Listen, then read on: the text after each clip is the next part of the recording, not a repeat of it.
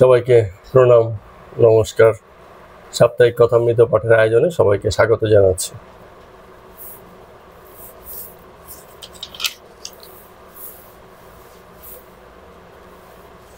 কিসের যত্ন করতে হবে? শরীরের, মনের, বুদ্ধির, স্বভাবের, অহংকারের, চেতনার।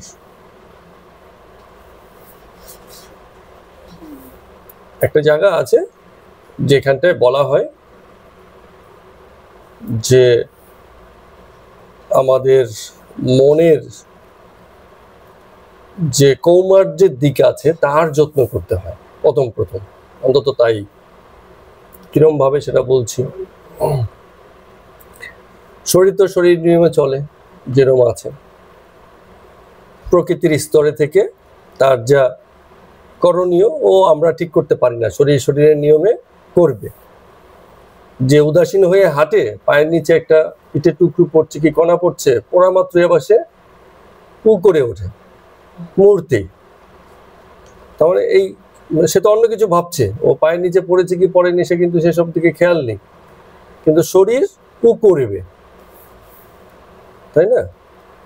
তো শরীরের যে ক্রিয়া প্রতিক্রিয়া সেটা শরীরের স্তরে থাকে, তাকে বাহ্যিক যত্ন করে কোনো পরিবর্তন করা যাবে না। আমরা চাইলেও শরীরের খেলাটা বন্ধ রাখতে পারবো না। এটা বলতে পারবো না যে হার্টটা প্রতিদিনই বিট করে, তাই না? একদিন তাহলে তাকে একটু রেস্ট দেওয়া হোক, এই রেস্টের উপায় নেই। তার যা কাজ সে করবে। কিডনিটা প্রতিদিন ফিল্টার করে যাচ্ছে, বলছে একদিন তাহলে রেস্ট দেওয়া হোক, করার উপায় নেই। খানিকটা রেস্ট হয় যদি শরীর উপবাস করে, তখন অনেক অঙ্গ প্রত্যঙ্গ আছে শরীরে, সেগুলো রেস্ট হয়। কখনো কখনো এরকম রেস্টের দরকার আছে, যেটুকু আমরা বাহ্যিকভাবে করতে পারি কিন্তু আভ্যন্তরীণভাবে করতে পারি না। তো যখন শরীরের গল্প, সেই গল্পে বেশি কিছু নেই, শরীরের নিয়মে চলবে। কিন্তু যত গল্প কথা, যত আয়োজন, যত চিন্তা ভাবনা, যত কি বলে ওটা সাইকোলজিক্যাল, মনস্তাত্ত্বিক দিক, সব মন নিয়েই কথা। তো এই যে মনের দিক, কৌমার্য বলে যে জিনিসটা আছে, এটা মনেরই হয়, শরীরের হয় না। আমরা অনেক সময় কুমারী পূজা করি না, দেখি না? ঠিক আছে, কুমারী পূজা এই নয় যে শরীরটা কুমারী। কুমারী পূজা এই যে তার মনে জগতের যত ভার আছে, বন্ধন আছে, বোঝা আছে, সেগুলো এখনো প্রবেশ করেনি, সেই অর্থে কুমারী। তো কৌমার্য শরীরের বিষয় নয়, এটা খুবই মনের বিষয়। কেন? এটাকে একটু ব্যাখ্যা করছি। এই যে কৌমার্য যে শব্দটা এসছে, এটার মূল শব্দ হচ্ছে কি? কুমার। কুমার কে? আমরা সমাজে কুমার বলে কাকে জানি?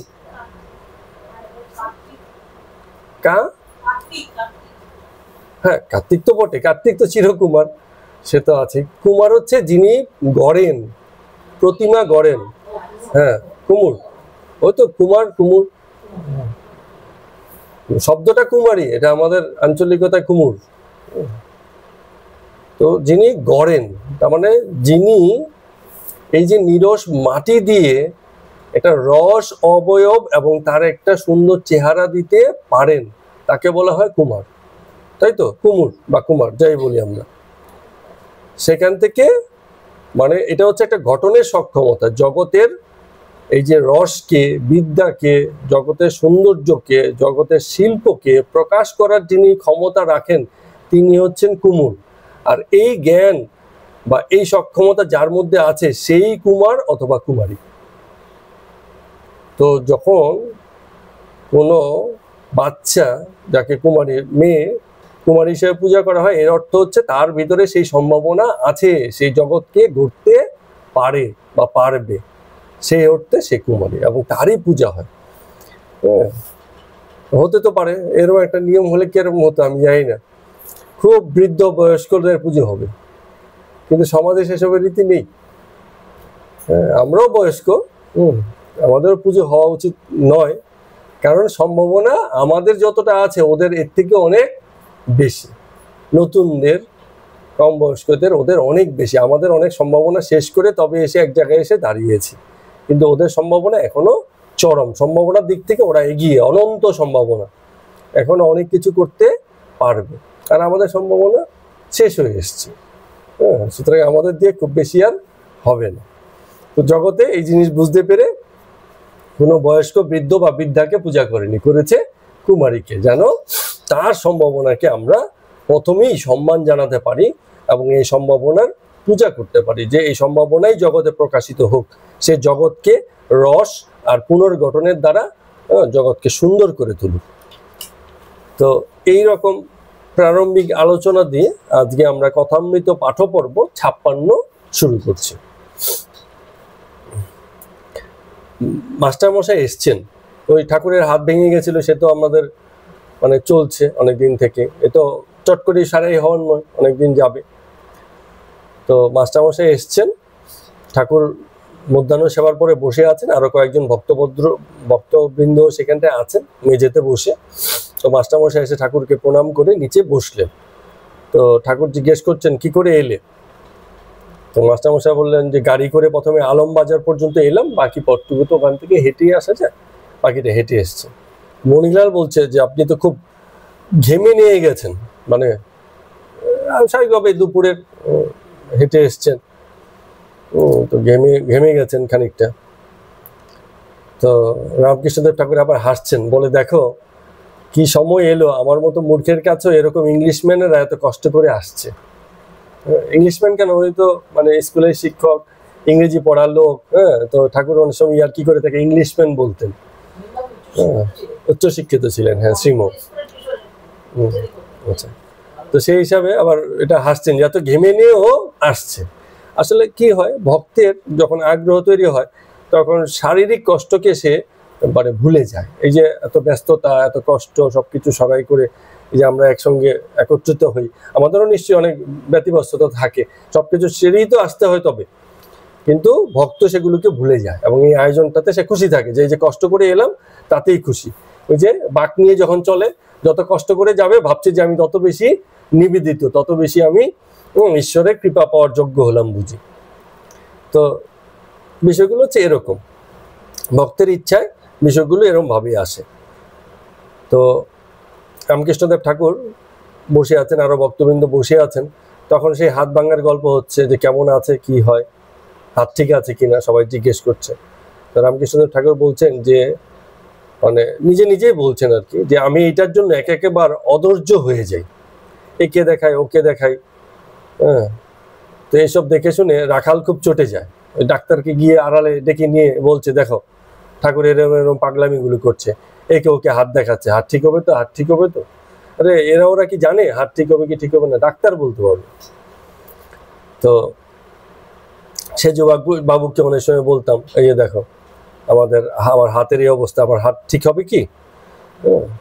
তখন আবার ঠাকুর বলছেন রাখালকে, বলে ওকে মাঝে মাঝে ওর এই ইসে দেখে, মানে আমার এই ব্যাপারগুলো যখন বোঝে না, আমি নিজে অনেক সময় চটে যাই, চটে গিয়ে বলি যা এগুলো বেরিয়ে গেলেই ভালো, এই এসে এদেরকে ধরে রাখি, আর এসে এরকম বেশি বেশি যত্ন আত্মি করে, এও এক জ্বালা হয়েছে, যন্ত্রণা হয়েছে। হৃদয়ে যেমন হতো, মানে ভাগ্নের হৃদয়, ঠাকুরের এত যত্ন করতো, এত কেয়ার করতো, ঠাকুর আবার রেগে মেগে উল্টো মানে রোষে দিতেন, ভালো লাগতো না, বিরক্ত, তুই যা দেখিনি, আমাকে জ্বালাস না, এরম ভাব।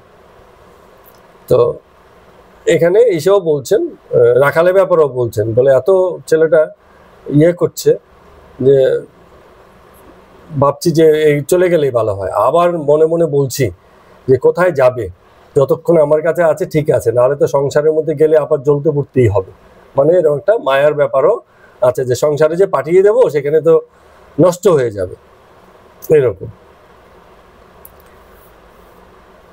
তো আবার বলছেন যে কি বলবো, একবার গায়ে ফিরছিলাম গরুর গাড়ি করে, তো কতগুলো ভালো চেহারার লোক ডাকাতের মতো লাঠি হাতে এগিয়ে এলো।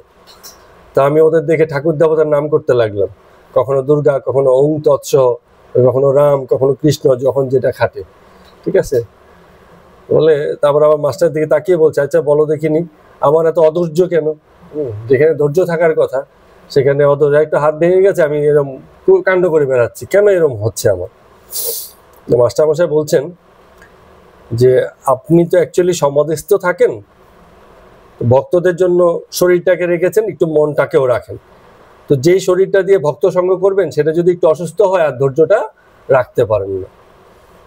মাস্টারমশাই ভালো ধরেছেন, ঠিকই তো আছে, শরীরে তো মন নেই, তো শরীরটা যখন ডিস্টার্ব হয়ে যায় তখন বিরক্ত হয়ে যায়, বারবার বিরক্ত হয়ে যায়, কেন এরকম হচ্ছে, কেন এরকম হচ্ছে। রামকৃষ্ণ সাহেবকে বলছেন যে হ্যাঁ তুমি ঠিকই বলেছ, একটু মন আছে কেবল শরীরে, বাকি যে এই ভক্ত নিয়ে থাকি এতেই ভালো লাগে। তো মনিলাল মল্লিক বলে একজন আছেন ভক্ত, আপনিও জানেন, তিনি একটা এক্সিবিশনের গল্প বলছিলেন যে গড়ের মাঠে একটা এক্সিবিশন হচ্ছে, মানে প্রদর্শনী। সেখানে ওই যে যশোদা মায়ের মূর্তি গড়েছে কৃষ্ণের সঙ্গে, কৃষ্ণ গোপালের সঙ্গে যশোদা মায়ের মূর্তি। তো তিনি গল্প করছেন যে এত সুন্দর মূর্তি করেছে, দেখে মানে চোখ সরানো যাচ্ছে না এরকম। তো উনি গল্প করছেন আর সেই চিন্তা করে এখনই মানে ঠাকুরের হওয়ার অবস্থা, মানে সমাধি হওয়ার অবস্থা। দেখেন এমনি গল্প শুনেই সমাধির মতো অবস্থা, ভাব সমাধি হয়ে যাওয়ার অবস্থা, এত উদ্দীপনা চলে আসে এবং চোখের জল ফেলতে লাগলেন। তো মনিলাল বলছেন যে আপনি আর কাঁদছেন কেন, আপনি সুস্থ হন, একবার আপনাকে নিয়ে ঘরের মাঠ দেখিয়ে নিয়ে আসবো। তো রামকৃষ্ণ বলছেন যে আমাকে সব দেখাতে নিয়ে গেলে হবে না, কারণ আমি দেখতে পাবো না। ওই সবাই শখ করে একবার চিড়িয়াখানায় নিয়ে গেছে, সিংহের খাঁচার কাছে গেছি, সিংহ দেখে উদ্দীপনা, ঈশ্বরের বাহন, হ্যাঁ ওখানেই আমি সমাধি, পুরো আর জীবজন্তু দেখার কোনো রাস্তা নেই, সবাই ধরে ধরে আবার বাড়ি নিয়ে এলো। আমাকে নিয়ে গিয়ে খুব একটা কাজ হবে না, এক্সিবিশনে গিয়ে ওই একটা দুটো দেখবো, তাতে আমার এসে যাবে, ও দেখতে পাবো না। তো এরকম অবস্থা। যদু মল্লিকের মাও বলছিল, বলে ঠাকুরকে একবার এক্সিবিশনে নিয়ে যা, আবার পরে এসে বললো না নিয়ে যাস না, হবে না, সুবিধে হবে না, ও গিয়ে ঠিক কাজের কাজ করতে পারবে না। তো মণি মল্লিক পুরাতন ব্রহ্মজ্ঞানী, বয়স হচ্ছে 65, তিনি সেখানটায় ছিলেন। তো তার সঙ্গে রামকৃষ্ণদেব ঠাকুর আবার একটা প্রসঙ্গে কথা বলছেন জয়নারায়ণ পণ্ডিত খুব উদার লোক ছিল, তো একবার গিয়ে দেখলাম খুব ভালো ভাব, তো ছেলেরা সব মানে সক্ষম সমর্থ অবস্থাপন্ন। তো নিজে শেষ বয়সে এসে বললেন যে আমি কাশী যাব। তো সবাই বলছে তোমার এত বয়স, এখন এই বয়সে তোমাকে কাশী নিয়ে যাওয়ার একটা ঝক্কি আছে, এখনকার মতো তত সুবিধা নেই, তখন কাশী যাওয়া মানে অনেক জোগাড় যন্ত্র, গাড়ি করে যাবে কি ট্রেনে যাবে, মানে জানি না কি ব্যবস্থা ছিল সে সময়। কিন্তু ওনার এত বয়স, তখন মানে জিদ ধরলে যে না আমি কাশীতেই যাব। কি আর করবে, সবাই ইয়ে করে করে শেষ পর্যন্ত তাকে কাশীতে নিয়ে গেল, এবং কাশী থেকে কিন্তু আর বাড়ি ফিরলেন না, কাশীতেই বাস করলেন এবং কাশীতেই একসময় দেহত্যাগ করলেন। ওই জয়নারায়ণ পণ্ডিতের কথা বলছেন। তো মনিলাল বলছে, তো ঠাকুর আবার এখানে বলছেন যে বয়স হলে সংসার থেকে ওই রকম চলে গিয়ে ঈশ্বর চিন্তা করা ভালো, কি বলো? মনিলালকে জিজ্ঞেস করছেন। মনিলাল বলছেন যে হ্যাঁ, সংসারের ঝঞ্ঝাট আর এখন ভালো লাগে না। তো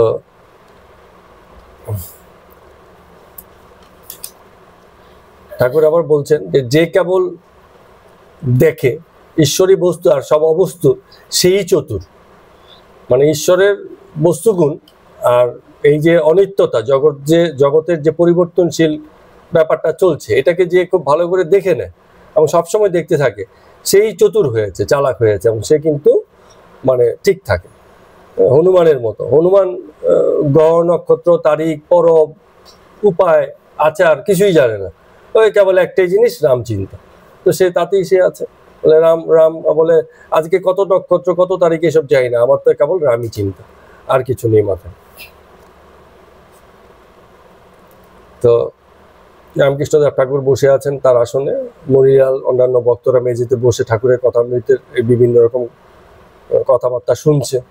ঠাকুর কথা বলতে বলতে এক জায়গাতে এসে বলছেন যে হাতটা ভাঙার পরে একটা জিনিস ভালো হয়েছে কি, এখন নরলীলাটা খুব ভালো লাগছে। তো কথায় কথায় বলছেন এই যে দেখো লীলারও কত ভাগ আছে, হ্যাঁ এটা তোমরা শুনবে একটু মন দিয়ে, খুব সুন্দর বলছেন এখানে যে লীলার 4টে ভাগ।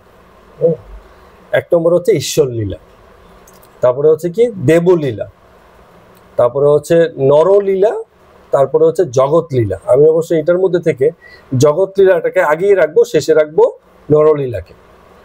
তো তো এই চারটে লীলার কিরম ভাগ আছে চলুন আমরা একটুখানি বোঝার চেষ্টা করি। প্রথমে প্রজ্ঞা কোথায়, এইভাবে প্রথমে হচ্ছে ঈশ্বর লীলাটা কি? প্রজ্ঞা। ঈশ্বর লীলাটা হচ্ছে চৈতন্যের স্তরে, চৈতন্যের খেলা। ও আমাদের বোঝার বিষয় নয়, আমরা বুঝতে পারবো না। ঈশ্বর লীলার ও আমাদের মানে অনেক বাইরের বিষয়। চৈতন্যের যে খেলাটা চলে জগৎ জুড়ে, চেতনার স্তরে, চৈতন্যের স্তরে যে খেলাটা চলে, কারণ ঈশ্বর হচ্ছে সচ্চিদানন্দ স্বরূপ, সৎ, চিৎ এবং আনন্দ স্বরূপ। সৎ মানে হচ্ছে স্থায়ী, চিরস্থায়ী, পরিবর্তনশীল নয়। চিৎ মানে চৈতন্য, আর সেই চৈতন্যের যে বহিঃপ্রকাশ সেটা হচ্ছে আনন্দ। এই তিন গুণের সমষ্টিতে ঈশ্বর। তো সেখানে যে খেলাটা চলছে সেটা হচ্ছে চৈতন্যের খেলা, সেটা হচ্ছে ঈশ্বরের লীলা। ও আমাদের বোঝার জিনিস নয়, খুব বেশি বুঝতে পারবো না। কিন্তু তারপরে যেগুলো আছে এগুলো আমরা খানিকটা করে বুঝতে পারি। তারপরে যেমন আছে দেবলীলা। দেবলীলা কি হবে তাহলে?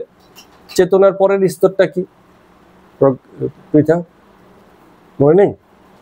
চেতনার পরের স্তরটা হচ্ছে শক্তির স্তর। চেতনার পরে হচ্ছে শক্তি।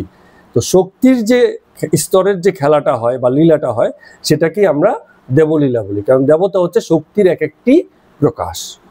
দেবতা কাদেরকে বলি? শক্তির এক একটি প্রকাশ, ঈশ্বরীয় শক্তির প্রকাশ। তো সেই পর্যায়ে যে লীলা হয় সেগুলো হচ্ছে দেবলীলা। কৃষ্ণ সুদর্শন চক্র হাতে করে রেখেছেন, এই দিয়ে সংহার করছেন। তো একটা জগতের লীলা হচ্ছে, ঠিক আছে? এই শক্তির লীলা হচ্ছে, শক্তির প্রদর্শনী হচ্ছে। কি ধরুন কেউ একজন আশীর্বাদ করে দিয়েছেন, তো খুব জীবন পরিবর্তন হয়ে গেল। কেউ অভিশাপ দিয়ে দিয়েছেন, জীবনের মানে ঘাটা হয়ে গেল। তো এগুলো শক্তির খেলার পর্যায়ে হচ্ছে। তো এই এরকম বা এর থেকে উচ্চতর যা আমরা অনেক সময় দেখি বা দেখি না, বুঝি বা বুঝি না, এই পর্যায়ের যে লীলাটা হয় সেটাকে বলা হচ্ছে কি দেবলীলা, শক্তির খেলাটা। তারপরে হচ্ছে কি জগৎ লীলা। জগৎ লীলাতে তিনটে জিনিস থাকে। কি কি জিনিস থাকে এটা তো জানা যায়? হ্যাঁ বলো। হ্যাঁ আচ্ছা, ভুল হলেও অসুবিধা নেই। হ্যাঁ, এটা কোনো ক্লাস নয় যে এখানে গুণ শুদ্ধের পরীক্ষা। বলো। হ্যাঁ, এই তিনটে জিনিস বলছো ঠিকই। এই সত্যরজতমের আরেকটা তিনটে রূপ আছে, সেটা আমরা বলেছিলাম না? সেটা কি? জগৎ লীলাতে থাকে সৃষ্টি, স্থিতি আর লয়ের খেলা। জগৎ মানে হচ্ছে তিনটে বিষয় থাকে, সৃষ্টি, স্থিতি আর লয়ের খেলা, ঠিক আছে? তো সেই সৃষ্টি, স্থিতি, লয়ের খেলা ওই তুমি যে তিনটে গুণ বলেছো তাই দিয়ে হয় বটে, কিন্তু লীলাটা হচ্ছে সেখানে সৃষ্টি হচ্ছে, সেখানে স্থিতি হচ্ছে, আবার সেখানে কি হচ্ছে? লয় হচ্ছে। এই হচ্ছে জগৎ লীলা। এবং তারপরে যে লীলাটার কথা বলেছে সেটা হচ্ছে নরলীলা। মনুষ্য পর্যায়ে মানুষের মধ্যে যে লীলা বা নানান রকম খেলার ভাব হয় সেটা হচ্ছে কি নরলীলা। তো এখন প্রশ্ন হচ্ছে, এই যে 4 রকমের লীলার কথা বর্ণনা করেছে, এই 4 রকমের লীলার দর্শন কে করবে? অন্য কেউ করবে না, আমরা মানুষরাই করি। এছাড়া তো এই ভাগ লীলার যে ভাগ আছে এই ভাগ দর্শন অন্য কারো পক্ষে বোঝা বা জানা সম্ভব নয়। মানুষই এদেরকে এই 4টে ভাগে ভাগ করেছে। যে ঈশ্বর যে পর্যায়ের চৈতন্যের স্তরে লীলা করেন সেটা এক পর্যায়ের, শক্তির লীলা যেখানে চলে সেটা একটা পর্যায় হলো, জগতে যেখানে সৃষ্টি স্থিতির খেলা চলছে সেটা একটা পর্যায়ে লীলা হলো, আবার মানুষ তার জীবদ্দশায় যত রকম কর্ম বা যা কিছু আছে করতে পারে সেই পর্যায়ের একটা লীলা হলো। তো এই লীলার দর্শন সেই করে যে যেই পর্যায়ে আছে। যেমন কিছু মানুষ দেখবেন মানে এই অধ্যাত্ম বলতেই রাধাকৃষ্ণের লীলা, রাসলীলা এসবই খুব আনন্দ পায়, অন্য কিছুতে আর তার আগ্রহ নেই, এসবই থাকে। তাহলে সে যে পর্যায়ে আছে তার কাছে সেটাই ঠিক আছে, নরলীলাতেই তার আগ্রহ। তো জগৎ লীলার বিষয়ে সে এই যে সৃষ্টি স্থিতির খেলা চলছে জগৎ জুড়ে, এটাকে যে একটু পর্যবেক্ষণ করা, দেখা, বোঝা, সেই জায়গাতে তার মন নেই, তো সে তার দর্শক হতে পারছে না। আবার যারা জগৎ লীলা দেখেছে, এবার শক্তির যে প্রকাশ আছে জগতে সেসব একটু ভালো করে দেখছে, মন দিয়ে নজর দিয়ে দেখছে, তো সে তার দর্শক হয়েছে। ঈশ্বর লীলা দর্শক হওয়াটা একটু মুশকিল আছে। উচ্চ কোটির লোক, ঈশ্বর কোটির লোক কেউ কেউ আছে সেই লীলা সামান্য কিছু দেখতে পান, সেসব আমরা খুব বেশি গভীরে বলবো না। কিন্তু কথা হচ্ছে এই যে 4 রকমের লীলা, আসলে লীলা কয় রকমের বলো? একটাই রকম, 4 রকম তো আমরা ভাগ করেছি, হচ্ছে সেই একই লীলা, একই ঈশ্বরের লীলা। ঠিক আছে, যিনি ঈশ্বরের লীলা করছেন তিনি নররূপে নরলীলা করছেন, জগৎ লীলাও তার, আবার দেবলীলাও তার। ওই এমন নয় আবার এগুলো ভাগ করেছি বলে এর প্রত্যেকের মালিকানা আলাদা আলাদা, যে ঈশ্বরলীলা যে করছে সে একজন, আবার দেবলীলা যে করছে সে আরেকজন, জগৎ লীলা যে করছে সে আরেকজন, আর নরলীলা যে করছে সে হচ্ছে আরেকজন। প্রকৃতপক্ষে কোনো ভাগ নেই। আমরা মানুষরা বিভিন্নভাবে এই জিনিসটাকে বিভিন্ন স্তরে দর্শন করি বলে বিভিন্ন ভাগ করে কথাটাকে বলছি। ঠাকুর এইভাবে বলছেন যে নরলীলাটা, এই যে হাত ভেঙে গেল শরীরী পর্যায়ে প্রকৃতির স্তরের যে ঘটনাটা ঘটলো, এখান থেকে নরের বা মনুষ্যের যে লীলার জায়গাটা আছে এটাকে খুব ভালো করে এখন দেখতে পাচ্ছি। হ্যাঁ, কারণ কি এই কথাটা এই কারণে বলছে, কারণ তিনি দেবলীলা বা ঈশ্বরলীলাতেই সমাধিস্থ হয়ে ব্যস্ত থাকেন, এগুলোতে অত মন থাকে না। কিন্তু যখনই আমাদের এই শরীরে ব্যথা সুখ এসব বিষয় আসবে তখন তো সেসবে তার মন লেগে গিয়েছে এবং সেই বিষয়টাতে সে মাথা দিয়েছে। হ্যাঁ, বোধ আসছে সেসব জায়গাতে, যে কারণে বলছেন যে হাত ভাঙার পর থেকে নরলীলাটা খুব ভালো বুঝতে পারছে বা দেখতে পাচ্ছে। কিন্তু এই বলেও যে ভাগ করেছেন সেই এক এবং অভিন্ন স্তরে যে ঈশ্বরত্বের খেলা বা লীলাটা চলছে সেটাই কিন্তু ভোলেননি। হ্যাঁ, সেই জায়গাটাকেও মনে করিয়ে দিচ্ছেন। তো পরে আবার বলছেন মনিলাল দিকে তাকিয়ে, মনিলাল যে ঈশ্বরই মানুষ হয়ে লীলা করছেন। এই যে কথাগুলো বললাম এটার কথাটা আবার উনি ব্যাখ্যাও করছেন যে ঈশ্বরই মানুষ হয়ে লীলা করছেন। হ্যাঁ, তিনি মণিমল্লিককে দিয়ে শেখাচ্ছেন। যেমন শিখরা অনেক সময় বলে যে তু সচ্চিদানন্দ, তুমি সচ্চিদানন্দ, তোমার বাইরে অন্য কোনো সচ্চিদানন্দ নেই।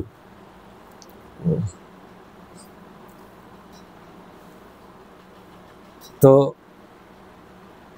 যেটা হচ্ছে যে এবার ঠাকুর এক জায়গাতে এসে বলছেন, বলে দেখো আমি যে এই যে বিভিন্ন সময় এই যে হুঁশ হারিয়ে ফেলি সাধারণ সাধারণ জিনিসপত্র দেখে, যেগুলো তোমরা অনেক কিছু আলাদা করে ভাবো না। কি বলে এটাকে, ওই যে সে জুতে গেছে, বাঘ দেখে তার বোধ এসে গেছে, মানে একটা অন্যরকম ভাব এসে গেছে। এগুলো তো লোকে বলবে এই কি, বাঘ তো বাঘ, বাঘিনী তো বাঘিনী, এগুলো আবার তো ইয়ের কি আছে। তো বলছে যে এই যে একাত্ম বোধ, এই যে বলে 4 ভাগে ভাগ করে দিয়ে আবার পরে বলে দিল যে সবই একজনেরই লীলা। তো এই একাত্ম বোধ যার প্রতি মুহূর্তের দর্শন, হ্যাঁ, সে কিন্তু আর ভেদটা করতে পারে না। হ্যাঁ, তার কাছে তখন সব এক হয়ে যায়। যেমন ওই একটা ঘটনা বলছে, বলে কি হয় জানো, যখন রামলীলা দেখতে গেছিলাম, ওই যে মঞ্চস্থ হয়, কি বলে এটা, তখন তো যাত্রা বলতো, হ্যাঁ যাত্রা, অথবা ওই যে আরেকটা কি যেন বলতো, কি একটা যেন বলে, ওই নাটক হতো, নটি বিনোদিনী করতো, কি বলে এগুলো, পালা পালা বা এরকম কিছু, থিয়েটার, হ্যাঁ থিয়েটার, হ্যাঁ ওই থিয়েটার আর যাত্রা। যাত্রা হচ্ছে মানে সবার জন্য ওপেন খোলা জায়গাতে হয়, আর থিয়েটার একটুখানি মানে স্টেজের উপর করা হয় এরকম। হ্যাঁ, গিরিশ ঘোষের যেটা ছিল, হ্যাঁ রঙ্গমঞ্চ। তো বলছে যখন এসব দেখতে যাই, তোমরা তো শুধু ওটাই দেখো, কিন্তু আমার কি হয়, দেখতে দেখতে মনে হয় আমার চোখের সামনে নারায়ণ এসেই যেন এই কাজগুলো করছে, ফলে আমি উদ্দীপিত হয়ে যাই এবং আমি সমাধিস্থ হয়ে যাই। পার্থক্যটা হচ্ছে এই জায়গায়, অর্থাৎ যার প্রতি মুহূর্তের দর্শনের মধ্যে সে একত্ব বোধটা আছে, সে এইটাকে শুধু ওই যে নাটক হিসাবে দেখতে পারে না, তার কাছে তখন মনে হয় এটা যেন সত্যি, নারায়ণই যেন এসে লক্ষ্মীনারায়ণের রূপ নিয়েছে, কি রাম সীতা যেন চোখের সামনে তাদেরকেই দেখছে, এরকম একটা বোধ এসে যায়, কোনো অভিন্নতা বোধ থাকে না। যে সেই দিনকে সেই লোকের কথা বলছিলাম না, যে আসল নকল তখন সমান বোধ হয়ে যায়, হচ্ছে নকল, কিন্তু যখন আসলের অভিনয় করছে তখন নকল বোধটাকে সরিয়ে দিচ্ছে। ওই একজন সাধু সেদে ছিল, ওই এত ভালো অভিনয় করলো, লোকে 2 টাকা দিতে চাইলো, সে কিন্তু তখন নেবে না, বলে না না না নেবো না। পরে যখন সাধুর পোশাক আশাক ছেড়ে এসে বলছে বাবু দাও, টাকা দাও, বলে কি ব্যাপার, তখন নিলে না, এখন এসে বলছো টাকা চাও। তো বলছে কারণ তখন তো আমি সাধু সেজেছিলাম, সাধু হলে টাকা নিতে নেই। ঠিক আছে, তার মানে ওই তখন আসল নকলের বোধ তখন সমান হয়ে গেছে। এই যে মানে একাত্ম বোধ, হ্যাঁ, এটা কিন্তু ওই ঠাকুরের মধ্যে সবসময় ছিল, যে কারণে তিনি সাধারণ সাধারণ বিষয়ে উদ্দীপিত হয়ে যেতেন, উদ্দীপনা এসে যেত, ভাবগ্রস্ত হয়ে যেতেন।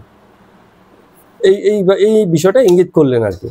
একবার তো এরকম হয়েছে, রাধা বাজার কোথায় যাই না, রাধা বাজার আছে একটা না, আচ্ছা।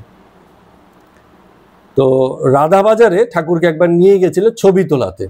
তো সেদিনকে রাজেন্দ্র মিত্রের বাড়িতে যাবেন, কেশব সেনের বাড়িতে যাবেন, সেখানটায় সবাই আসবে, এবং কেশব সেনকে কিছু কথা বলবেন বলে ঠিক করে রেখে এসেছিলেন ঠাকুর। এবং যখন রাধাবাজারে ছবি তুলতে নিয়ে গেছিল, ওমা ছবি তুলতে গিয়ে সব মানে ওনার সব গুলিয়ে গেছে, মানে সে সমাধিস্থ হয়ে ভাবগ্রস্ত হয়ে আর কোনো কিছুর হুঁশ নেই। এখন পরে যখন জ্ঞান ফিরল তখন মাথায় আসছে না, ওই যে কেশব সেনের বাড়িতে যাব, গিয়ে কি যে বলবো আর মাথায় নেই, মনে নেই। তখন বলছে তাহলে কি হবে, আমি তো এসছি একটা কথা বলবো বলে, তা আমি তো ওদের বাড়িতে যাচ্ছি কিন্তু আমার তো কিছু মনে পড়ছে না, কি বলবো। তো বলছেন যে মা, এই কথাগুলো তো আমার নয়, তোরই তো কথা, আমি গিয়ে বলতাম, এবার বাকিটা তোর উপরই ছেড়ে দিলাম, তুই কি বলবি কি বলবি না, গিয়ে কি চুপ করে থাকবি, কি বলবি এটা তোরই ব্যাপার আছে, আমার অত চিন্তা করে লাভ নেই, যখন ভুলে গেছি মায়ের বিষয় মাই দেখে নেবে। এইভাবে ভাবছেন, দেখো এতখানি এরম ভাবে তো আমরা অনেক সময় ভাবি না, তাই না? তো বলছেন কোয়ার সিং বলে একজন ভদ্রলোক ছিল, তার প্রসঙ্গ নিয়ে ঠাকুর বলছেন, বলে তিনি নাকি ঠাকুরকে বলেছিলেন যে ঠাকুর তোমার এখনো দেহের জন্য এত ভাবনা আছে।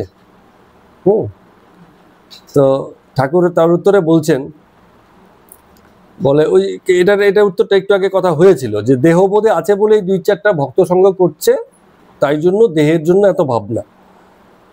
তো বলছে যে আমার, তখন ঠাকুর বলছেন যে আমি যে এতই করছি কেন, কারণ আমার তো ওই যে বালকের স্বভাব না, মানে একটুখানি কিছু হলেই কেবল মাকে গিয়ে দেখাচ্ছে। বালক কি হয়, একটু হাত কেটে গেছে, পা কেটে গেছে, বারবার মায়ের সহানুভূতি চায়, বারবার গিয়ে দেখাচ্ছে।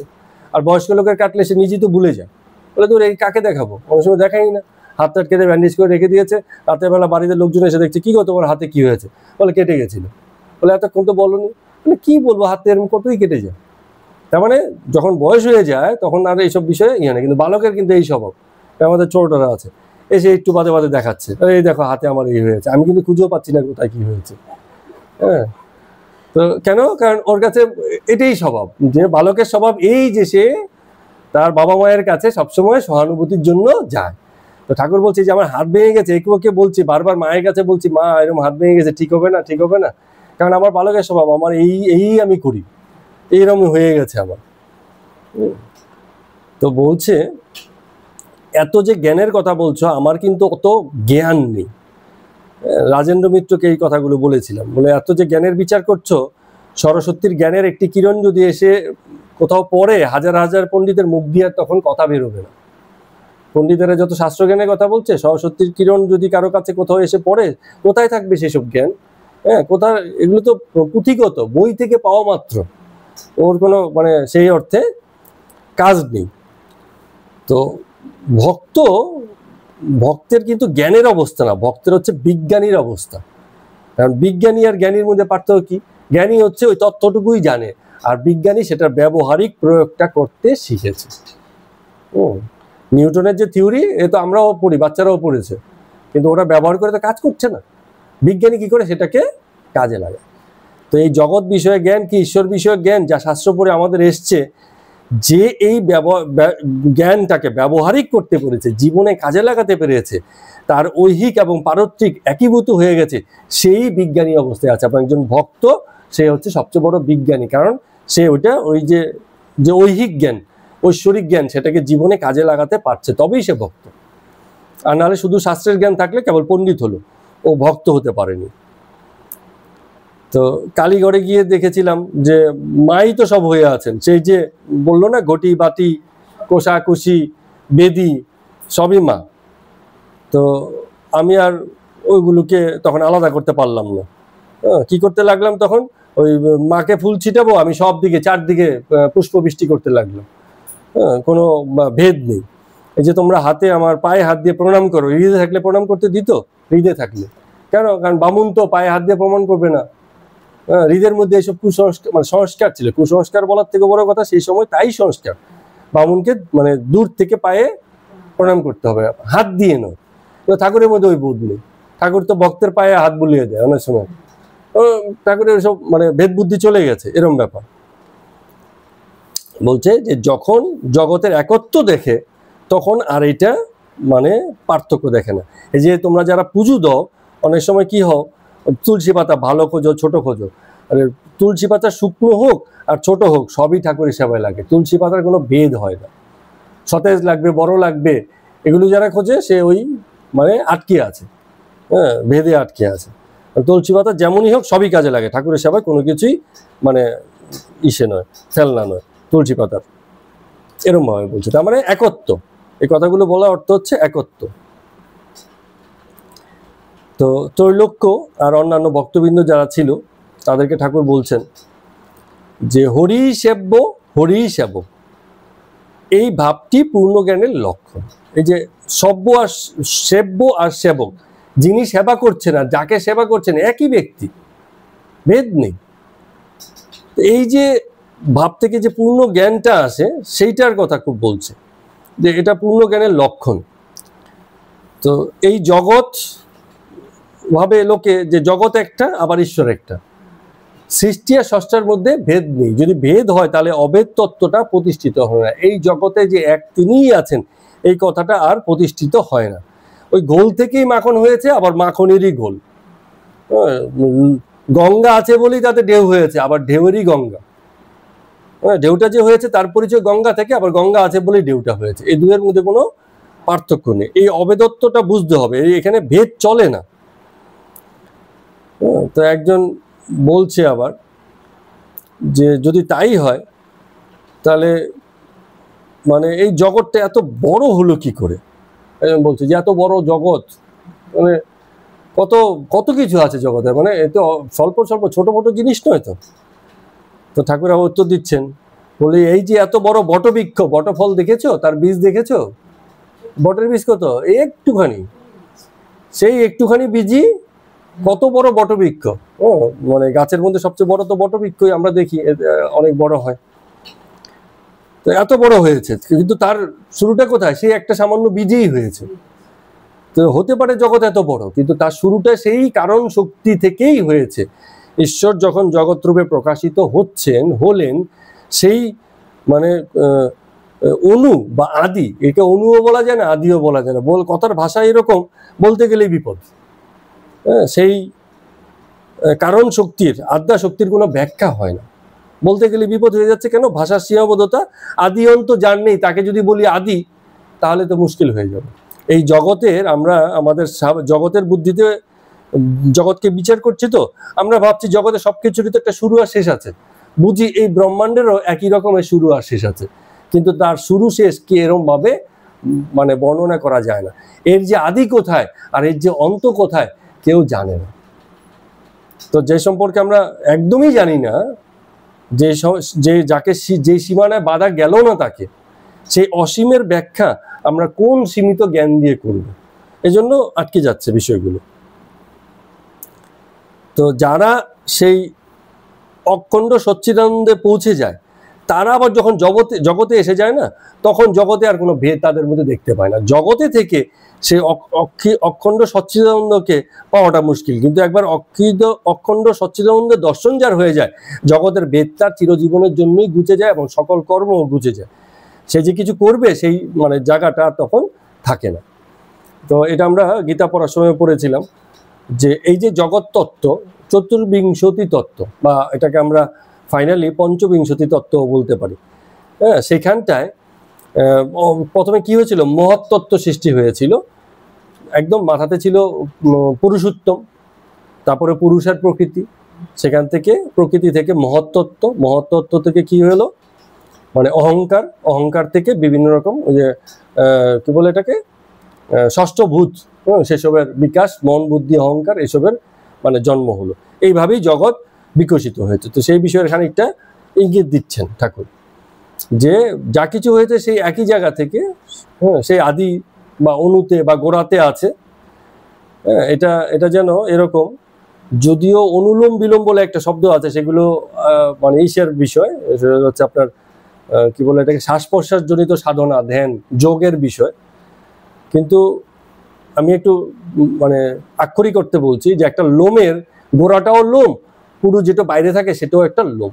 আমাদের হাতে শরীরে বিভিন্ন লোম আছে তো, বা চুল যে আছে, চুলের গোড়াটাও তো চুল, যেটা আমরা দেখতে পাই না, আবার বাইরে যেটা বেরিয়ে আছে সেটাও চুল। তো আছে ওটাই, একটা হচ্ছে গোড়াতে আর একটা হচ্ছে পূর্ণ হয়ে প্রকাশিত হয়ে।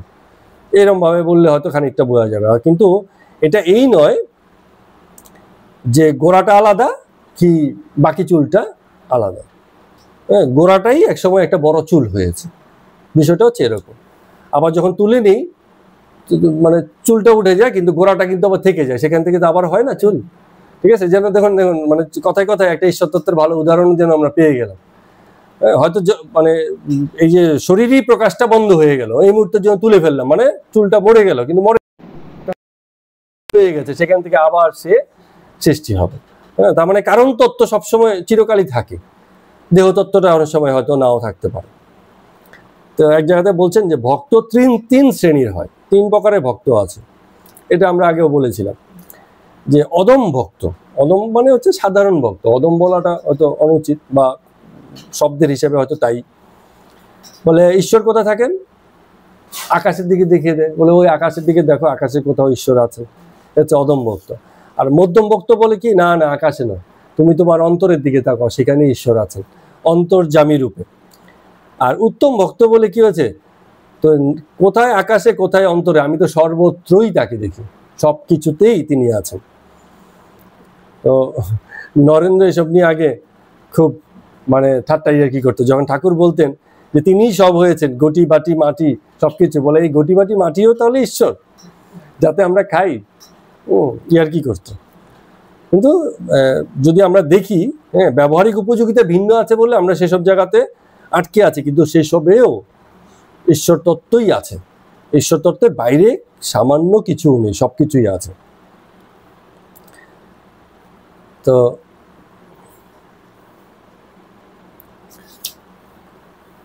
ঠাকুর বলছেন এই শরীরটা দুদিনের জন্য,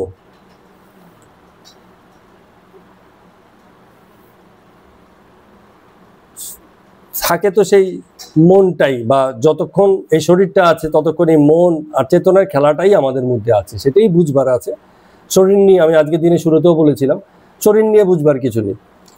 তো একবার ঠাকুর গেছেন, এশিয়াটিক সোসাইটিতে ঘুরতে গেছেন। তো সেখানে কি হয়, ওই যে স্কেলিটন থাকে, স্কেলিটন মানে কি মানুষের ওই কঙ্কাল, হ্যাঁ, হাড় ফাড় জোড়া লাগিয়ে একটা মানে কঙ্কাল দেখতে কেরম হবে তাই একটা মানে ঝুলিয়ে রেখেছে, হ্যাঁ, একটা হাড়ের সঙ্গে আরেকটা হাড় তার বেঁধে বেঁধে বেঁধে বেঁধে একটা কঙ্কালের চেহারা দাঁড় করে দিয়েছে। তো ঠাকুর মাকে বলছেন, নিজে নিজে বলছেন, বলে ওই যে কঙ্কালটাকে জুড়ে জুড়ে জুড়ে জুড়ে রেখেছে, আমার শরীরটাকে একটু জুড়ে জুড়ে জুড়ে জুড়ে রাখো, যাতে আরো কিছুদিন ভক্ত সঙ্গটা করতে পারি, তোমার নাম কীর্তন করতে পারি। তো একজন বলছে এত বাজবার ইচ্ছে কেন, বলে এই ইচ্ছে তো শুধু আমার ইচ্ছে নয়, এ তো সকলেরই। ওই কি এটা নিকষা, রাবণের মায়ের কথা গল্প বলছে। নিকষা রাবণের বধ হয়ে গেছে, শতপুত্র বধ, মরে গেছে। এখন রাম লক্ষ্মণেরা যখন মানে লঙ্কায় প্রবেশ করেছেন, নিকষা যারা মানে এত পুত্র মারা গেছে, সে কোথা দিয়ে এখন পালিয়ে বেড়াচ্ছে, মানে দেহ রক্ষা করবে বলে পালিয়ে যাচ্ছে। তো লক্ষ্মণ তাকে আবার ধরে নিয়ে এসছে। তো রাম জিজ্ঞেস করছে তুমি পালিয়ে যাচ্ছ কেন?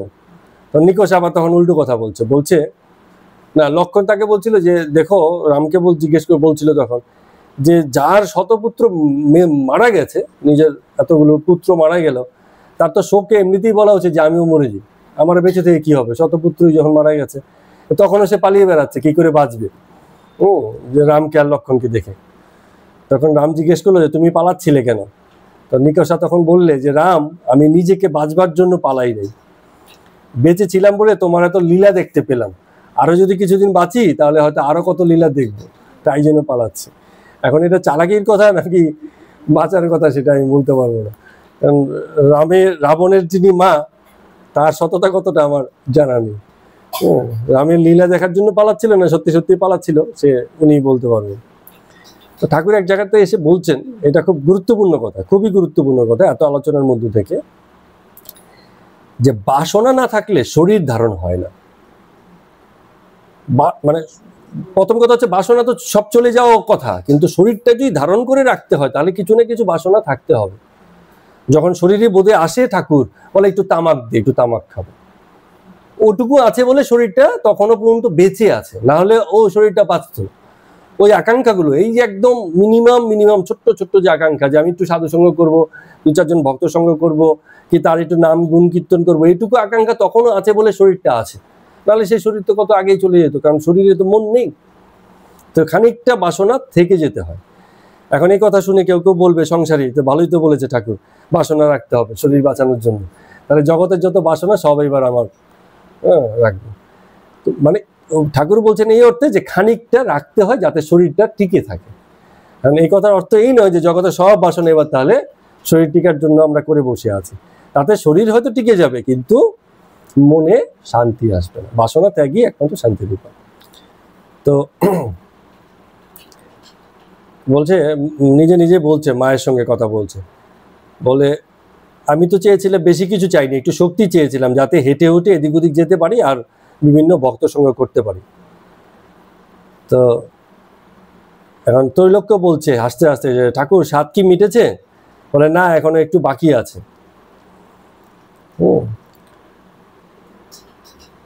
কেন বলছে? কারণ ওই একটাই বিষয় যে এই যে হাত ভাঙলে যে কষ্ট হচ্ছে, হ্যাঁ, এটুকু আছে বলেই মানে শরীরটা, বোঝা যাচ্ছে তো যে আমি যে একটু অস্থির হয়ে আছি, তার মানে শরীরের প্রতি সে প্রেমটা এখনো আছে।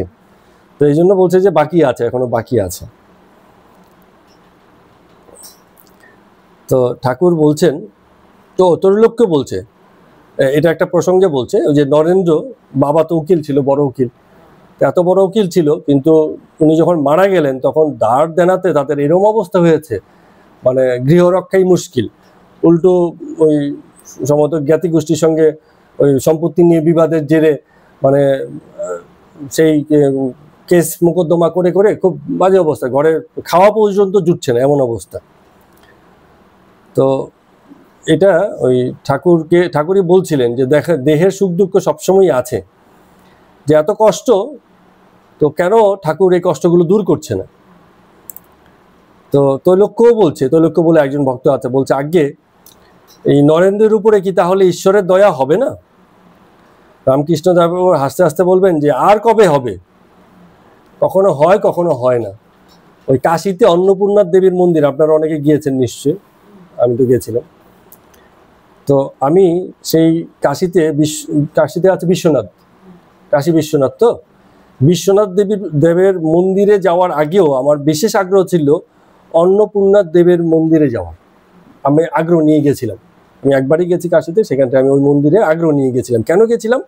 কারণ সেই সময় অন্নপূর্ণা দেবীর উপরে আমি একটা বই পড়ছিলাম, সেখানে একটা জায়গাতে লেখা ছিল যে অন্নপূর্ণা দেবীর মন্দিরে মানে প্রসাদ কখনো শেষ হয় না, সর্বক্ষণ। অন্নপূর্ণা মানে কি? যিনি এই অন্ন মালিক, অন্নদানের মালিক। তো তার কাছে, তার মন্দিরে যদি শেষ হয়ে যায় তাহলে তো হলো না, হ্যাঁ। তো এই জন্য সেখানে সবসময় প্রসাদ মানে হয়। তা আমি সেখানে গেছিলাম এবং আমার সঙ্গে যারা ছিল তাদেরকেও বলেছিলাম যে ওখানে গিয়ে কিন্তু আমরা প্রসাদ পাবো, মানে ইচ্ছে যে অন্য কি হয় না হয় সেসব জানি না, কিন্তু ওখানে প্রসাদ পাবো। কারণ অন্নপূর্ণা দেবীর মন্দিরে গেছি আর অন্নপূর্ণা দেবীর প্রসাদ পাইনি, তাহলে লাভটা কি হচ্ছে? জগতের এত প্রসাদ খেয়ে লাভটা কি হচ্ছে? এরকম একটা ভাব আর কি, হ্যাঁ। কিন্তু সেখানে গিয়ে প্রথমে সবাই রাজি হয়েছে, কিন্তু এত দেরি হচ্ছিল, এত লম্বা লাইন পড়েছে, সবারই তো একই বাসনা। আমার সঙ্গের লোকজন কিন্তু আর থাকতে রাজি নেই, অনেকক্ষণ অপেক্ষা করে, তখনও অনেক লাইন, হ্যাঁ। সবাই বলছে এবার চলো, আর হবে না, অন্য এক সময়, হ্যাঁ। তো এত দূরে গিয়ে, এত পরিকল্পনা করে গিয়েও কিন্তু সেই প্রসাদ পাওয়ার সৌভাগ্য হয়নি। তো ঠাকুর এখানে বলছেন যে এরমও তো হয়, যে পৌঁছে তো যায় ঠাকুরের, মানে ঈশ্বরের কৃপাটা তার কাছে আসবে, তার দুঃখ দুর্দশা দূর হবে, কিন্তু এত কিছু করেও কিন্তু অনেক সময় হয়ে ওঠে না। অনেকে তো আছে সন্ধ্যে পর্যন্ত অপেক্ষা করে তবে একটু মাত্র প্রসাদ পায়। এরকম তো অনেক সময় হয়, কোনো বাড়িতে অনুষ্ঠান হলে যারা ভিখিরি আসে বা মানে ফাউ খেতে আসে, সহজ কথায়, তাদেরকে কি সবার মানে সঙ্গে খাওয়ানো হয়? বলেন না, সবার খাওয়া হবে, বেশি থাকলে তোমাদেরকে দেয়া হবে, তোমরা অপেক্ষা করো বা বসো, এরকম তো হয়। প্রথমেই তো তাদেরকে দেয়া হয় না। তো এই কথাটা ঠাকুরও বলছেন যে কারো কারো সন্ধ্যে পর্যন্ত হয়ে যায়, মানে জীবনের শেষ হয়ে যায়, কিন্তু সেই মানে তখনও পর্যন্ত সেই অর্থে মানে ঈশ্বরের কৃপা বা তার সাহায্য পাবে তেমন ঘটনা ঘটে না। এবার হৃদের কথা বলছেন। হৃদ তো এক অদ্ভুত লোক, হ্যাঁ। সে শম্ভু মল্লিককে বলছিল যে আমায় কিছু টাকা দাও, আমার কিছু টাকা লাগবে। এই কথা শুনে শম্ভু মল্লিক মানে খেপে গেছে, হ্যাঁ। হৃদয়কে বলছে তুমি শক্ত সমর্থ লোক, তুমি কাজ করে খেতে পারো, তুমি আমার কাছ থেকে টাকা চাইছো। ঠিক আছে? তুমি যদি পঙ্গু হতে, খোড়া হতে, কানা হতে, তবে আমি তোমায় দিতাম। তো হৃদয় কম না? সে বলছে তোমার টাকা তোমার রাখো, তোমার টাকা আমার একটুও চাই না। তোমার টাকা পাওয়ার জন্য আমাকে পঙ্গু হতে হবে, খোড়া হতে হবে, আর কানা হতে হবে, এমন দুর্দশা আমি চাই না।